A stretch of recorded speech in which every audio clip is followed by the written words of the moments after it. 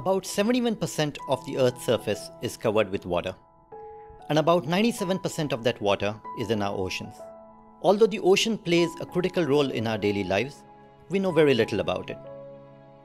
To really understand our oceans, we need a way to sense and observe the numerous complex processes that drive the ocean environment, and to report the data collected back to our data centers.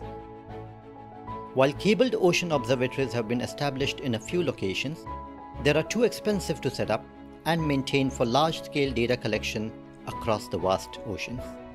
Over the last few decades, wireless communication technology has percolated every aspect of our lives, and we have come to take it for granted.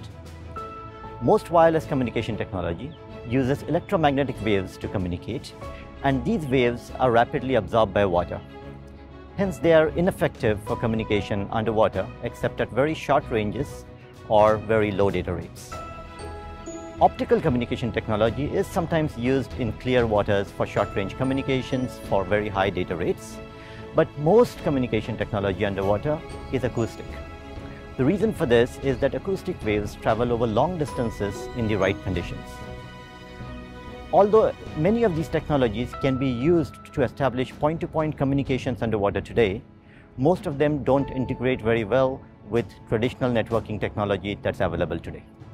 The UNET project strives to develop technologies that allow you to build networks that extend underwater, be it via acoustic, optical, or even wired links. Some nodes in such networks may be above water, while other nodes might be underwater.